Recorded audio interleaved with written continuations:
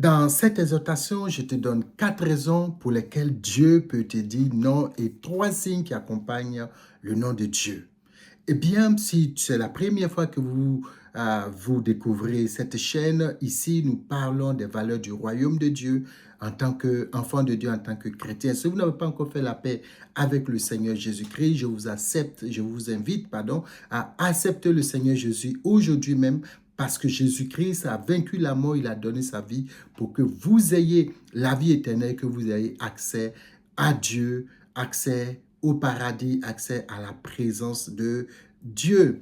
Eh bien, qu'est-ce qui se passe souvent quand vous avez un refus catégorique par rapport à quelque chose que vous avez tant désiré, tant espéré? Souvent, c'est la tristesse, c'est l'amertume, c'est la frustration, c'est le découragement qui arrive. On peut comprendre que Dieu dise non quand, par exemple, une demande est considérée égoïste, n'est-ce pas?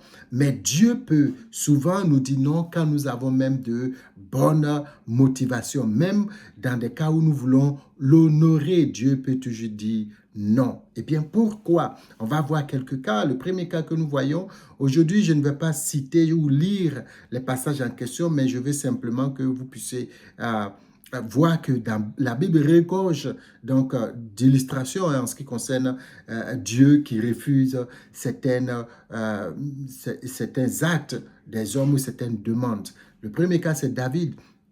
Dans 2 Samuel chapitre 7, David veut bâtir une maison à l'Éternel. Dieu va lui dire gentiment et très gentiment non. Ok.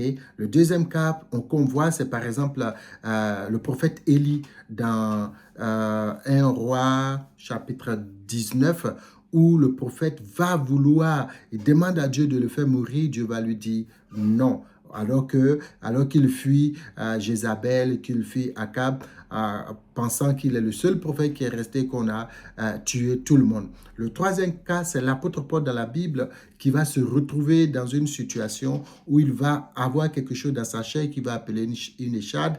Et cette chose-là, Dieu, après avoir prié Dieu 3 fois, demandant à Dieu de retirer cela de son corps, de sa chair, la Bible lui-même il le raconte, l'apôtre Paul dit que Dieu va lui dire non. Et il y a des cas, par exemple, je me rappelle moi-même, quand j'étais en terminale pour la première fois, eh bien, le bac n'a pas marché, j'avais 199 points, ce qui était 1 point en dessous de la moyenne. Mais je n'étais pas un élève moyen, j'étais l'un des meilleurs élèves du lycée. Mais le bac n'a pas marché. Et en ce moment-là, quand je vais me retrouver dans la présence du Seigneur, Seigneur, pourquoi ça n'a pas marché? Dieu va me dire une seule phrase que j'ai toujours gardée en tête, ça m'est collé, c'est que l'année prochaine sera meilleure. Eh bien, Dieu peut nous dire non, mais pourquoi? Quelles sont les raisons qui peuvent amener Dieu à nous dire non souvent? Il y a plusieurs raisons, mais je vais vous donner 4, comme je l'ai dit en introduction. La première, c'est que Dieu veut nous protéger d'un danger qu'on ne perçoit pas encore.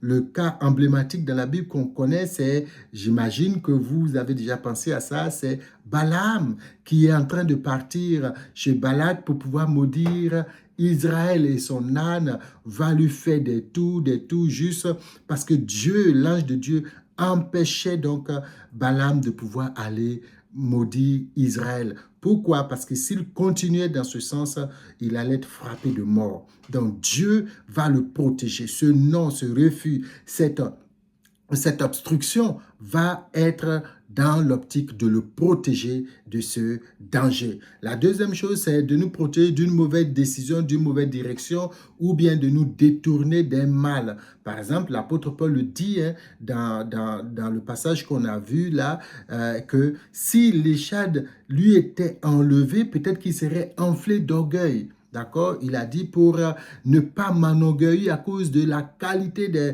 la révélation qu'il avait. Dieu donc va ne pas enlever cette échade. Donc, il est important de savoir que Dieu peut nous dire non pour nous protéger d'un danger ou bien même pour garder notre cœur, pour garder notre intimité, pour garder notre relation avec lui. La troisième chose, c'est de maintenir, la troisième raison, Dieu peut le faire pour maintenir notre mission pour Dieu. Il va utiliser Élie. Élie devait aller oindre Élisée, aller oindre les rois d'Israël, de la Syrie et tout ça. Ici, c'est donner la mort. Il n'allait pas pas pouvoir accomplir cette mission de Dieu. Dieu lui a dit non pour pouvoir lui permettre de continuer la mission. La quatrième chose, pardon, c'est que Dieu peut nous dire non pour nous faire rentrer dans une nouvelle dimension, dans une destinée meilleure que ce que nous avons imaginé jusque-là. Dieu peut nous dire non juste pour nous faire passer d'une voie à une autre qui est meilleure. Et ça, c'est le cas qu'on voit avec David. David, il pouvait construire la maison de l'Éternel, mais Dieu lui a dit non, et Dieu, en lieu et place, Dieu lui va lui proposer quelque chose de plus grand qui va aller jusqu'à Jésus-Christ et jusqu'à pratiquement aujourd'hui, nous qui sommes enfants de Dieu, qui sommes chrétiens. De la même manière, quand Dieu va me dire non, je l'ai déjà dit, c'était clair, l'année prochaine sera meilleure.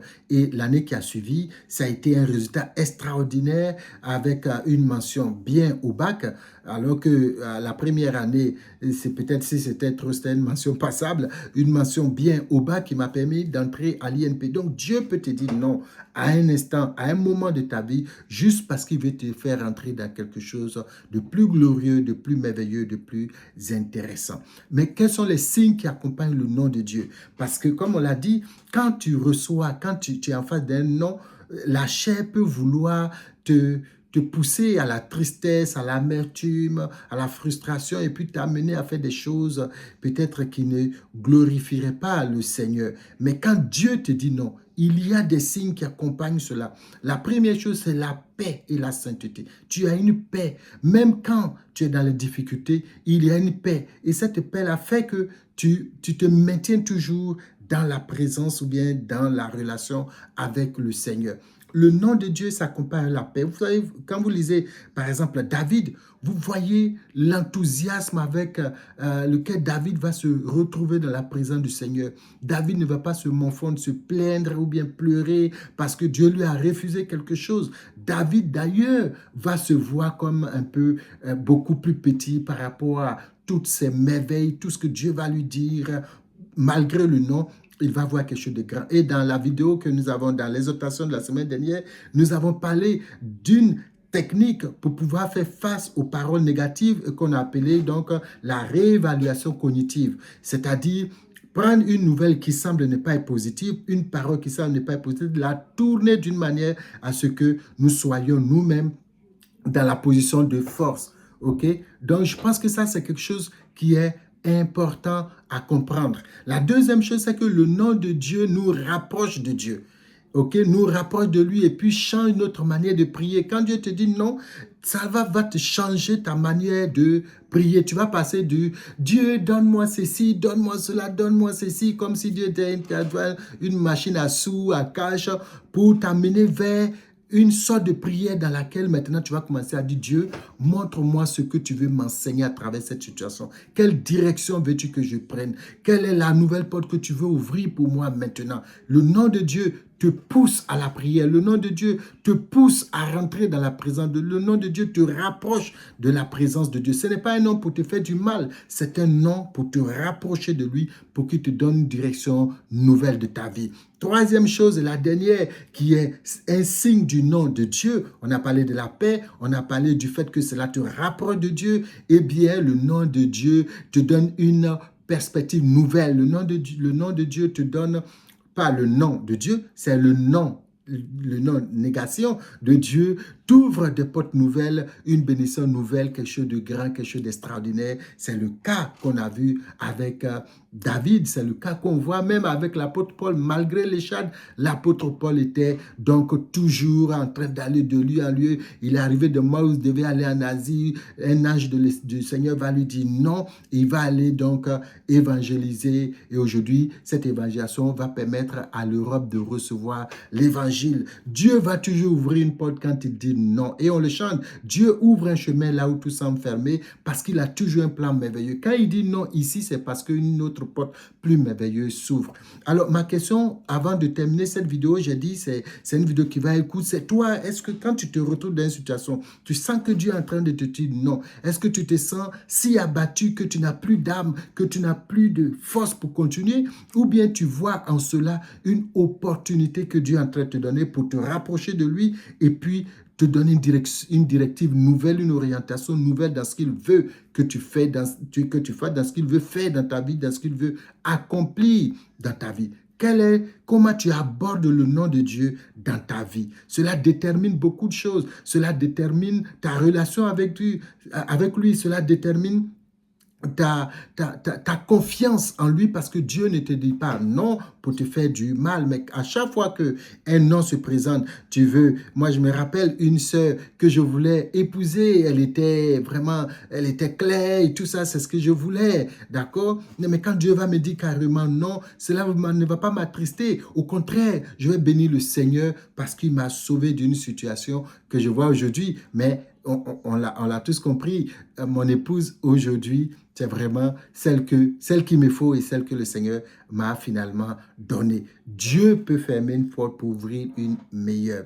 Alors, avant qu'on ne termine cette vidéo, dis-moi un peu, toi qui peut-être a connu ces situations, quelle a été ta réaction et puis comment est-ce que tu vois désormais le nom de Dieu dans ta vie? Eh bien, si cette vidéo, tu penses que ça t'a fait du bien ou peut faire du bien à une autre personne, eh bien, tu peux la partager, tu peux la liker. Je t'encourage à la liker et surtout à la partager et à prier afin que Dieu nous donne à chaque fois quand on se retrouve d'avoir des exhortations qui vont nous faire grandir dans la foi. Eh bien, j'ai hâte de te lire dans les commentaires et te répondre et discuter, parler donc de l'effet du nom de Dieu dans nos vies et puis comment cela va nous pousser à l'adoration, à la louange dans la présence du Seigneur. Que le Seigneur te bénisse.